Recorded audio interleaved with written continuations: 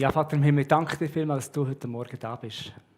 Danke, dass du jeden von uns kennst, unser Herz kennst.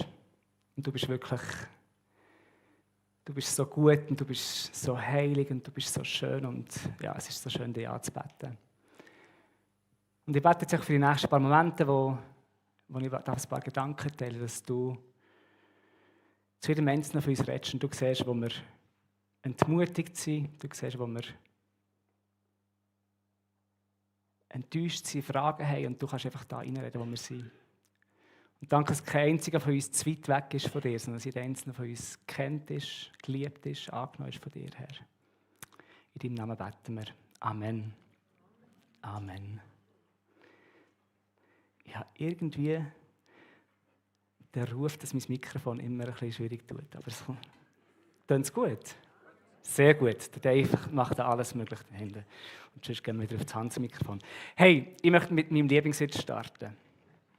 Mein absoluter Lieblingssitz. Der Johannes kennt ihn schon und verdreht schon seine Augen. Die nächsten 5 Minuten von eurem Leben werdet ihr nie mehr zurückbekommen. Ich habe diese Woche meinen Kindern erzählt und sie haben es so mässig lustig gefunden. Sie haben dann andere Vorschläge gemacht für andere Witze und ich habe ihnen erklärt, es geht nicht darum, einen Witz zu erzählen, es geht darum, in die Predigt hineinzuleiten. Und das soll irgendwo Sinn machen. Genau. Also, 3 Freunde sind zusammen unterwegs auf einer Wanderung. Und dann treffen sie eine Fee an. Und die Fee sagt, jeder von euch hat 3 Wünsche frei. Dann überlegen sie kurz ein bisschen. Wer kennt alles schon? Genau. Also, der erste sagt, ich wünsche mir, dass ich der reichste Mensch auf der ganzen Welt bin. Und dann hat er es gemacht. Zack! Und er war der reichste Mensch auf der ganzen Welt. Dann ist der zweite gekommen und er hat gesagt, ich wünsche mir, dass ich der zweitreichste Mensch auf der ganzen Welt bin. Und dann hat er es gemacht. Zack! Und er war der zweitreichste Mensch auf der ganzen Welt. Dann ist der dritte gekommen und der dritte hat gesagt, ich wünsche mir, dass mein rechter Arm immer so macht. Und dann hat er es gemacht. Zack! Genau, jetzt macht zack und sein Arm hat immer so gemacht. Genau, so geht es jetzt immer weiter, können wir mithelfen. Genau, zweite Runde. Der erste kommt wieder und sagt, ich wünsche mir das grösste Haus auf der ganzen Welt. Und dann hat es gemacht. Zack, voilà. Zack, und er hat das grösste Haus auf der ganzen Welt gehabt. Dann kommt der zweite und er hat gesagt, ich wünsche mir das zweitgrösste Haus auf der ganzen Welt. Und er hat es gemacht. Zack, genau. Kennen alle schon. Zack, das zweitgrösste Haus auf der ganzen Welt gehabt. Dann kommt der dritte. Und er hat gesagt, ich wünsche mir, dass mein linker Arm immer so macht. Und dann hat er es gemacht, zack, und beide Arme haben immer so gemacht. Genau, letzte Runde haben sie nochmal gut überlegt, was wünsche ich mir. Der erste kommt und sagt, ich wünsche mir die schönste Frau, die es gibt. Und er hat es gemacht, zack, und die schönste Frau der Welt war bei ihm. Die zweite ist gekommen und hat gesagt, ich wünsche mir die zweitschönste Frau auf der ganzen Welt. Er hat es gemacht, zack. Die zweitschönste Frau war tätig. Dann kommt der dritte und sagt, ich wünsche mir, dass mein Kopf immer so macht. Und er hat es gemacht, zack, und sein Kopf hat die ganze Zeit so gemacht. Ein Jahr später haben sie sich wieder getroffen, die 3.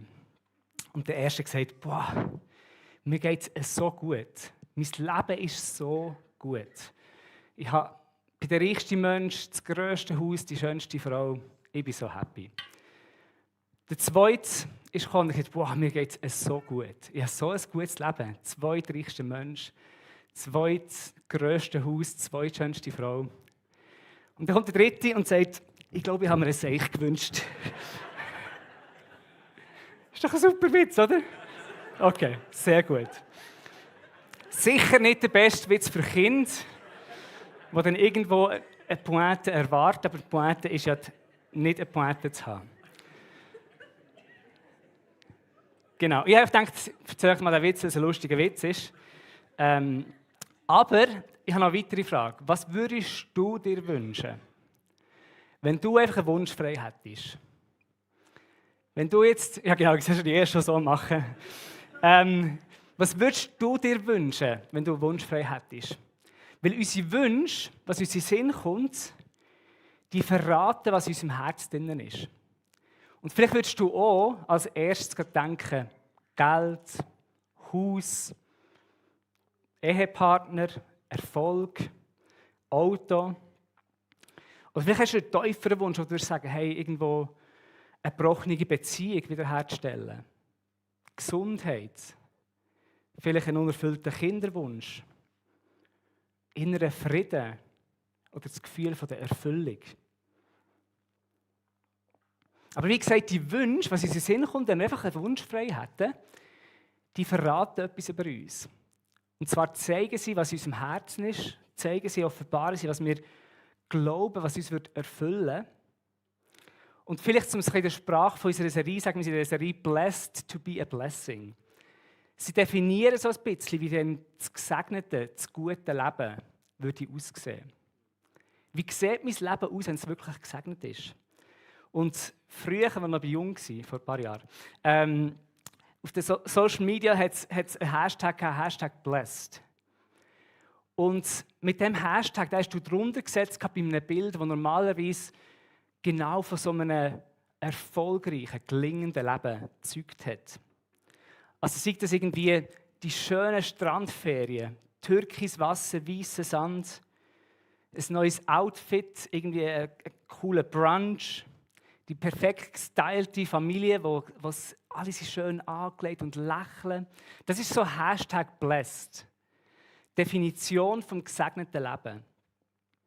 Und heute wollen wir uns noch Gedanken machen, was bedeutet es denn wirklich, gesegnet zu sein?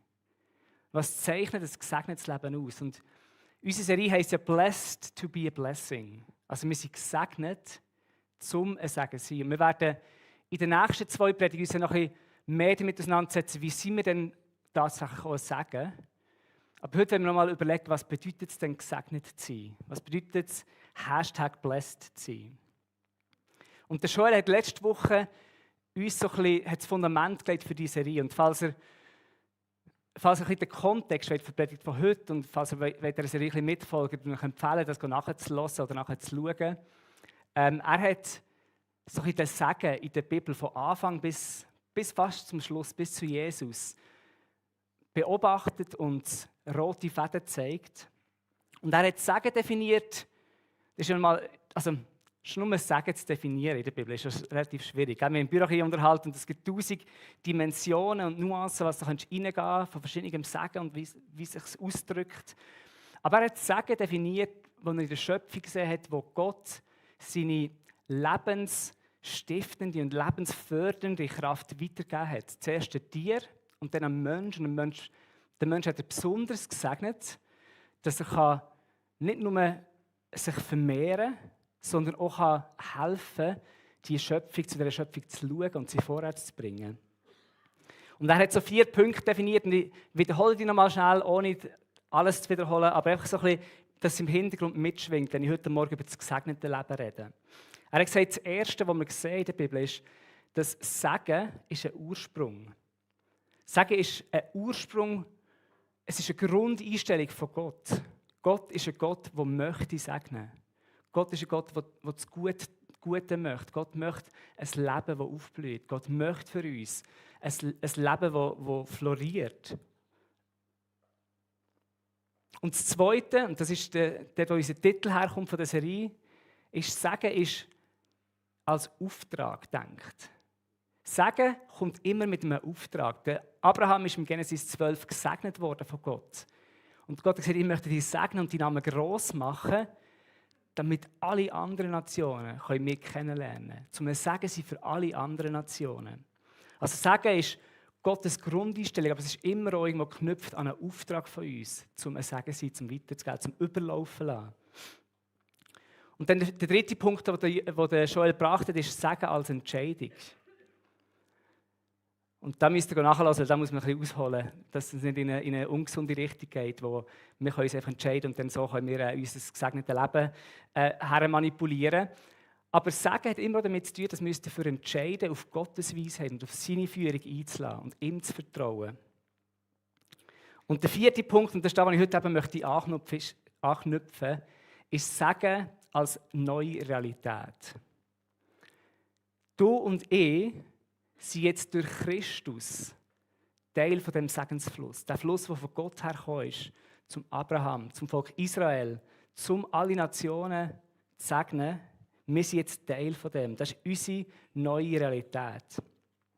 Und das wollen wir heute zusammen ein bisschen anschauen, eben, was heisst gesegnet zu sein und wie sieht das gesegnete Leben aus. Und der Joel hat aufgehört mit einer Bibelstelle, wo es darum gegangen ist, dass wir gesegnet sind durch Christus. Durch Christus sind wir jetzt, die wenigsten von uns sind wahrscheinlich haben jüdische Abstammung, nehmen wir jetzt mal schwer an, sondern wir alle zusammen sind, der Paulus braucht das Bild von einem Ast, der eingepfropft wird, der sagt, wir sind adoptiert worden in die Familie, wir sind reingeholt worden in den Fluss vom Segen durch Christus, was er gemacht hat. Im Galater 3 lesen wir das ganz schön, wo der Paulus dort schreibt, Vers 13 und 14. Doch Christus hat uns vom Fluch des Gesetzes gerettet. Am Kreuz nahm er den Fluch auf sich. Denn in der Schrift heißt es, verflucht ist jeder, der an einem Holz hängt. Und dann Vers 14. Durch die Tat von Jesus Christus hat Gott allen Völkern den Segen geschenkt, den er Abraham zugesagt hatte. So empfangen wir den Heiligen Geist durch den Glauben, wie Gott es versprochen hat. Also durch Jesus sind wir jetzt Teil von dem Segen. Durch Jesus dürfen wir jetzt Teil von dem sein. Und dürfen Empfänger und, wie sagt man dem, Weitergeber von dem Segen sein. Und ich habe mir überlegt, wir haben in der Vorbereitung uns ein bisschen abgesprochen, damit wir nicht alle Predigten zu fest überlappen. Und dann habe ich mit dem Joni über diesen Teil geredet und Joni hat gesagt, da kannst du super noch das Evangelium bringen. Ich denke, das ist einfach, oder? Das Evangelium zu bringen, das Evangelium von Jesus. Wir sind gesegnet durch Jesus.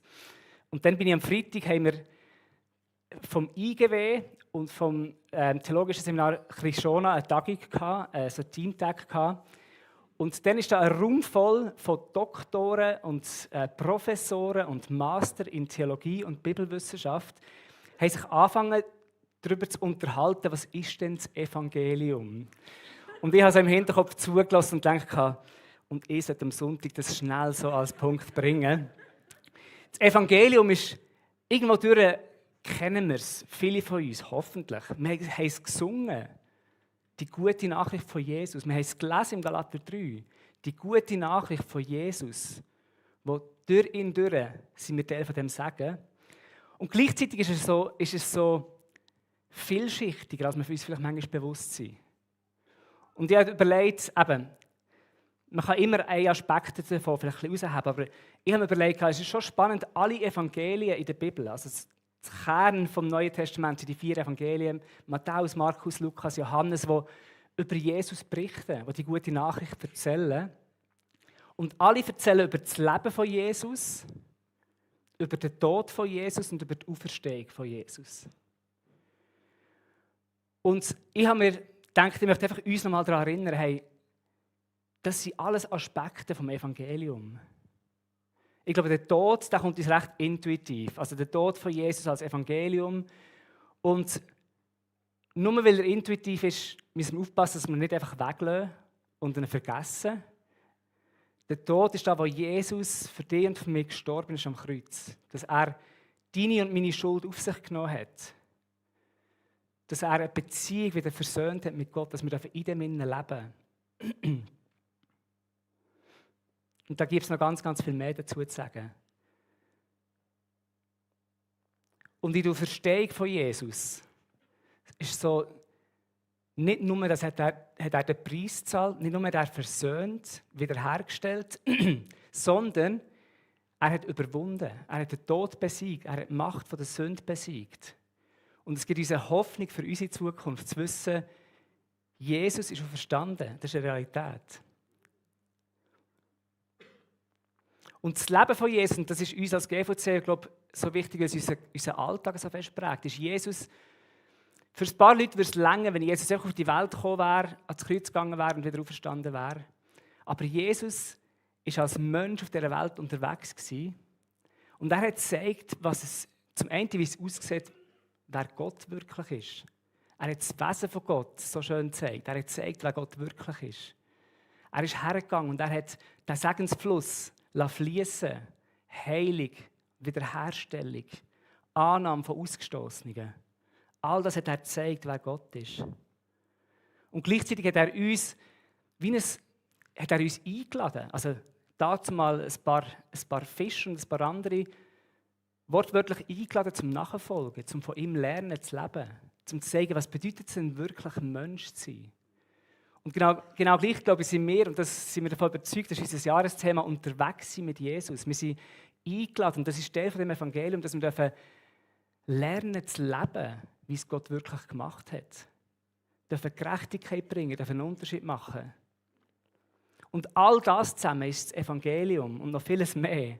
Aber das Evangelium von durch Christus sind wir jetzt Teil von dem Segen.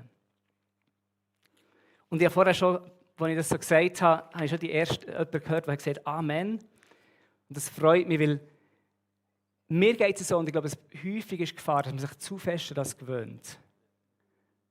Das Evangelium von Jesus. Dass Jesus für dich und für mich gestorben ist, dass er uns liebt. Dass er alle unsere Schuld, alle unsere Verfehlungen genommen hat. Dass er uns ein neues Leben gegeben in der Freiheit. Und der Dallas Willard hat mal am Anfang von einem seiner Bücher geschrieben, «The greatest threat to our faith is not doubt, but familiarity.» Also auf Deutsch, die grösste Gefahr für unseren Glauben ist nicht Zweifel, sondern es ist uns daran gewöhnen. Es ist ein Bekanntsein mit dem und nicht mehr berührt zu werden davon. Dass wir hören, dass Jesus uns liebt, dass Jesus uns reingeholt hat in die Beziehung und wir staunen nicht mehr. Oder es macht nichts mehr mit uns. Und darum einfach heute Morgen so ein Punkt zum Wiederholen. Hey, wir sind gesegnet durch Christus. Und das ist nicht normal. Und das ist nicht etwas, was wir einfach so schnell, easy abtun und dann haben wir es erledigt und jetzt können wir uns den grossen Fragen widmen, sondern etwas, was wir immer wieder zurückkommen und uns daran erinnern. Du bist geliebt, du bist vergeben, du bist frei. Gott lebt in dir. Du bist eingeladen in die Nachfolge und du hast eine Zukunft. Jetzt ist die Frage, also jetzt muss ich doch weitermachen. Gell? Ich will es nicht einfach schnell abtun, sondern ich möchte es wie stehen lassen und sagen, das ist das Fundament von unserem Gesegnetsein. Dass Christus für dich und für mich gestorben ist und uns aufgenommen hat, dass wir Teil von dem Segen sind. Jetzt ist aber nachher schnell kommt die Frage, die wir am Anfang uns mit auseinandergesetzt, was heisst es denn, gesegnet zu sein?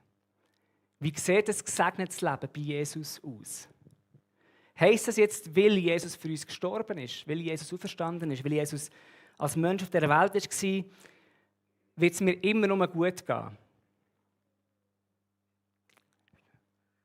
Vermutlich nicht, oder? Vermutlich haben wir alle schon genug lang gelebt, dass wir merken, hey, irgendwo ist auch unser Leben ein bisschen vielschichtiger. Und heute wollen wir uns den Rest von dieser Predigt damit befassen, wie sieht denn das gesegnete Leben nach dem Maßstab von Jesus aus. Und ich habe schon am Anfang gesagt, jeder von uns, jede Kultur definiert irgendwo das gelingende Leben. Das Hashtag blessed, und ich weiss, Hashtag ist schon cringe, das ist schon 10 Jahre her, aber ja, no. Ich kann damit umgehen, ein bisschen cringe zu sein.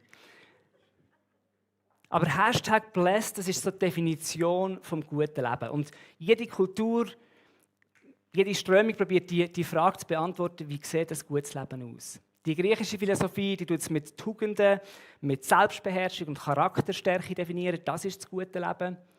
Für so die fernöstliche Tradition eher mit einem Ego überwinden und mit einem inneren Frieden finden. Wie gesagt, in unserer Zeit ist es wahrscheinlich eher der Erfolg, dass alles läuft. Finanzen, Beziehungen, Jobs, überall läuft es gut.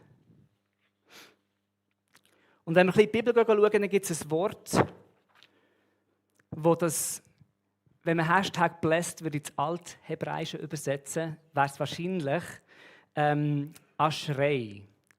Genau, jetzt gibt es, glaube ich, ein paar Leute, die tatsächlich Hebräisch können. Ich kann einfach Hebräisch nachschauen und kann mich inspirieren von Leuten, die sich besser auskennen. Aber das Wort Aschrei ist ein hebräisches Wort, wo man braucht, wenn man etwas anschaut und sagt, der lebt das gute Leben. Oder ihr geht es gut. Sie ist beneidenswert. Also man sieht eine Situation, man sieht das Leben und sagt Aschrei. Das heisst, die hat das gesegnete Leben. Hashtag blessed. Und in der Bibel gibt es ganz, ganz viele so Beispiele und ich werde euch nicht alle im Detail vorlesen, wir fliegen einfach durch und Anita, du darfst einfach durch mitklicken, aber du musst nicht immer mega lang doppelt haben. Wir schauen mal so ein paar Aschrei-Bibelstellen zusammen an. Zum Beispiel im 5. Mose 33, Vers 29. Am Schluss, wo Mose zurückschaut, sagt er am Volk Israel, sagt, hey, ihr seid Aschrei. Glücklich bist du Israel. Und er sagt, wer hat schon so einen Gott wie ihr? Ihr habt das gesegnete Leben. Im 1. Könige 10, Vers 8 kommt eine Königin von Saba und kommt den Salomon besuchen und sein beeindruckende Reich, wo, wie ist gestanden, Gold ist so verbreitet wie Stein in anderen Zeiten oder in anderen Reichen. Einfach ein Königreich, das aufgeblüht ist. Und sie sagt, glücklich oder eben Aschrei. Aschrei sind deine Männer, Aschrei sind deine Diener. Und sie lobt und sagt, ihr habt das gute Leben. Psalmen haben ganz viele so Aschrei-Verse drin, wo drin steht, zum Beispiel Psalm 1, Vers 1, glücklich zu preisen. Aschrei ist der so und so lebt. Glücklich zu preisen im Vers 2, Aschrei ist, wer Verlangen hat nach dem Gesetz vom Herrn und darüber nachdenkt Tag und Nacht. Und das Wort Aschrei, das zieht sich weiter. Das ist immer so die Definition vom Blessed Life, vom gesegneten Leben. Und es hat so eine Gruppe von Leuten gegeben, die in Qumran gewohnt haben. Das ist für die sich ein bisschen Bible nerden. Qumran, da hat man auch so eine Rolle gefunden von einer Gruppe, die sich zurückgezogen hat, die gesagt hat, ganz Volk Israel lebt irgendwo abtrünnig, wir sind die Wahren. Und sie haben auch eine Rolle gehabt, die hat Weisheitsrolle geheißen, etwa 200 Jahre vor Christus. Und auch dort lesen wir, Aschrei ist der, der ein reines Herz hat. Und Aschrei, der Gebot von der Tora halten. Und Aschrei, und sie definieren, so sieht das gesegnete Leben aus. Das ist eine Person, die gesegnet ist. Und dann ein paar Jahre später ist ein Rabbi gekommen, der hat Jesus geheißen. Nicht unser Jesus, sondern Jesus ben Sirach, etwa 150 Jahre vor Jesus. Ein jüdischer Rabbi ist aufgetreten. Und unter anderem hat er ganz bekannte Worte gesagt, ist so eine Definition vom Aschrei-Leben gewesen. Er sagt, Aschrei ist der, der sich an sein Kind freuen kann. Aschrei ist der, und das hat man raus, ist der Mann, der erlebt, wie seine Finden fallen. Aschrei ist der, der nicht mit seiner Zunge sündigt. Aschrei ist der, der keinem Unterlegenen muss dienen.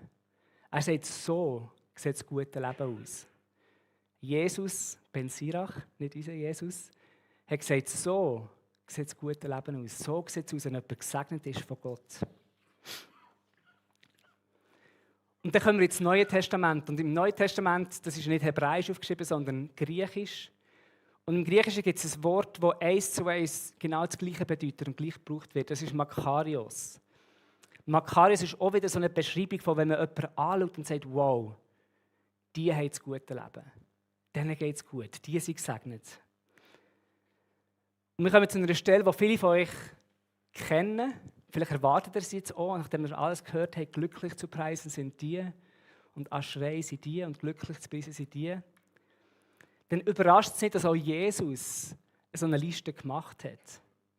Auch Jesus ist gekommen und hat gesagt, er hat nicht gesagt Aschrei, er hat eher Aramäisch gehört, aber uns ist es überliefert auf Griechisch Makarios. Und das ist überhaupt nicht schockierend, dass er das macht als Rabbi, dass er definiert, wer das gute Leben hat. Aber schockierend ist, wer er sagt, gesegnet ist. Es steht nämlich in Matthäus 5, Vers 3 oder ab dem Vers 3, glücklich zu preisen sind die, die arm sind vor Gott, denn ihnen gehört das Himmelreich. Glücklich zu preisen sind die, die trauen, denn sie werden getröstet werden. Glücklich zu preisen sind die Sanftmütigen, denn sie werden die Erde als Besitz erhalten. Glücklich zu preisen sind die, die nach der Gerechtigkeit hungern und dürsten, denn sie werden satt werden. Glücklich zu preisen sind die Barmherzigen, denn sie werden Erbarmen finden. Glücklich zu preisen sind die, die ein reines Herz haben, denn sie werden Gott sehen. Glücklich zu preisen sind die, die um der Gerechtigkeit willen verfolgt werden, denn ihnen gehört das Himmelreich. Und der 9. Gruppe, Makarios seid ihr, glücklich zu preisen seid ihr, wenn man euch um meinetwillen beschimpft und verfolgt und euch zu Unrecht die schlimmsten Dinge nachsagt. Freut euch und jubelt, denn im Himmel wartet eine große Belohnung auf euch. Genau so hat man ja vor euch schon die Propheten verfolgt. Also Jesus kommt da und definiert das Hashtag Blessed Life.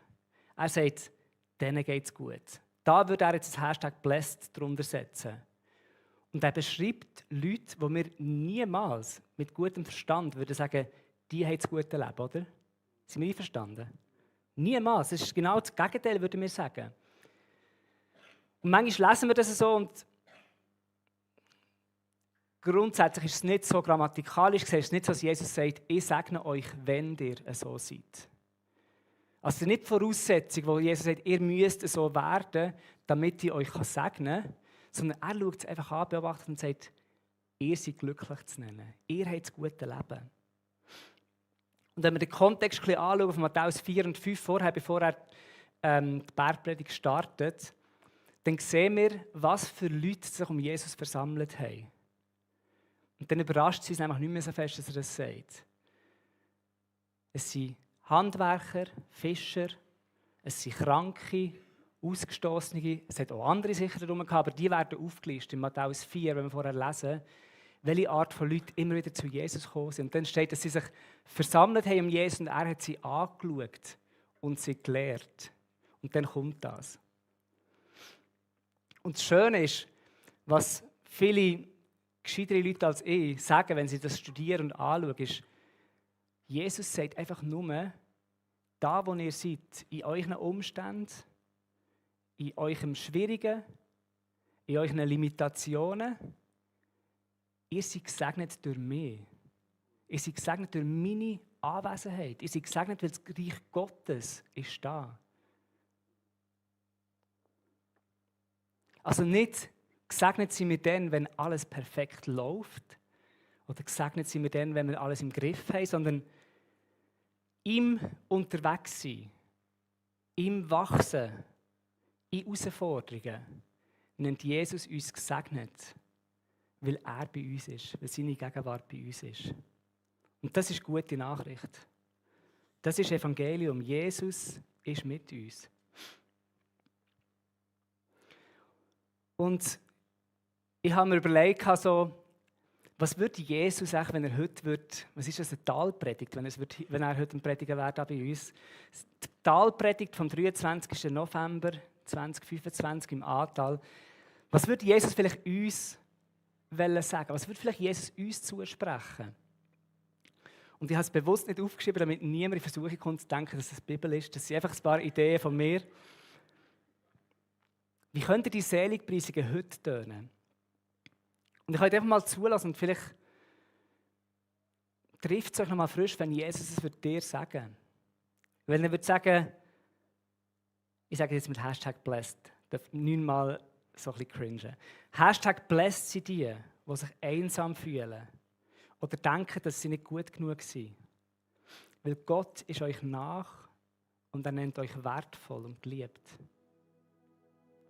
Hashtag blessed sind die mit Depression oder innerer Dunkelheit ringen. Weil das Licht von Jesus erreicht euch in eurer Nacht. Hashtag blessed sind die körperlich krank, müde vom Kämpfen und innerlich ausgelaugt sind. Weil Gott hebt euch und er lässt euch nicht los. Hashtag blessed sind die trauern, vielleicht um einen geliebten Menschen oder um eine zerbrochene Ehe. Weil Gott selber wird euch trösten und euch durchtragen. Hashtag blessed sind die im Alltag überfordert sind. Mit Familie, Kind, Arbeiten, Verantwortung.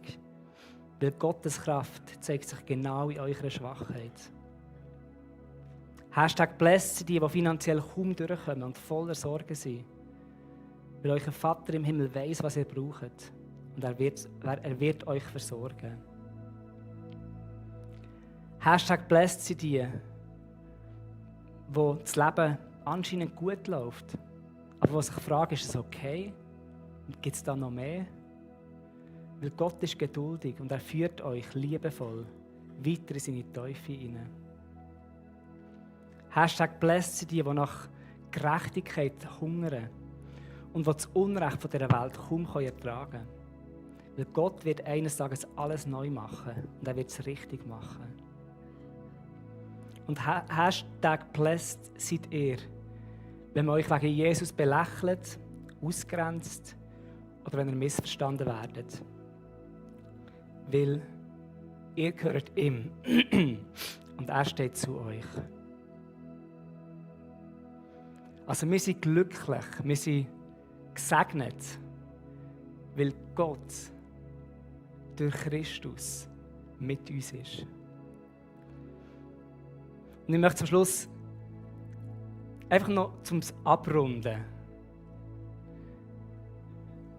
einfach nochmal wiederholen, was ich gesagt habe am Anfang. Gottes Grundeinstellung, Gottes Grundhaltung ist Segen. Gott möchte das Beste für uns. Gott möchte, dass unser Leben aufblüht. Gott möchte Gesundheit. Gott möchte, dass wir versorgt sind, dass wir ein Segen sein für andere. Johannes 10, Vers 10. Das ist mein Lieblingswitz am Anfang der Predigt und mein Lieblingsvers am Schluss der Predigt. Johannes 10, Vers 10 sagt Jesus, der Dieb kommt nur, um die Schafe zu stehlen und zu schlachten und um Verderben zu bringen. Ich aber bin gekommen, um ihnen Leben zu bringen in ganzer Fülle. Jesus möchte uns das Leben in die ganze Fülle bringen. Und das beinhaltet Situationen, die vielleicht nicht erwünscht sind oder nicht perfekt sind. Aber er ist mit uns in der ganzen Fülle von unserem Leben drin und er möchte uns die Fülle vom Leben schenken. Lass uns zusammen aufstehen. Ich würde gerne noch beten.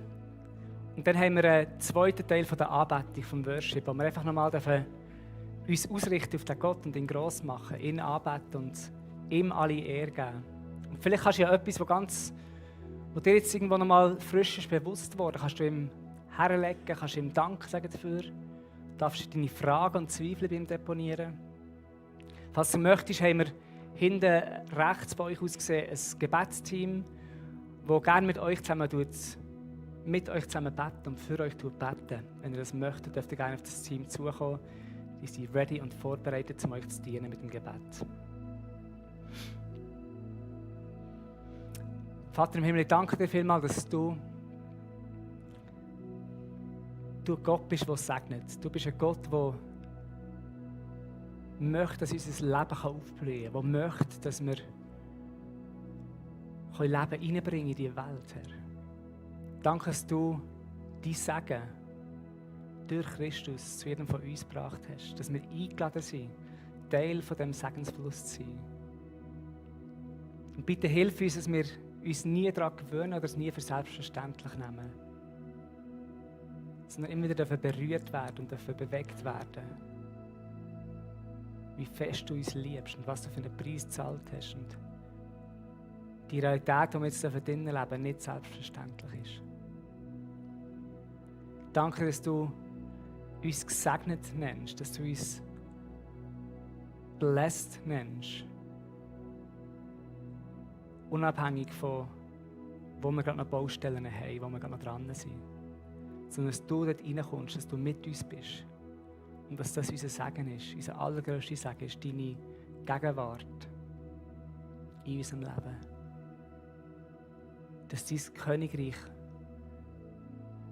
offen ist, dass wir Teil von deinem Königreich sind, dass wir die Hoffnung haben, Teil von dem neuen Leben, von dieser neuen Schöpfung zu sein.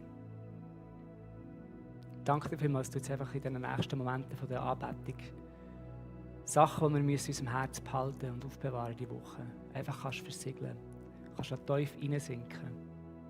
Wir lieben dich, Jesus.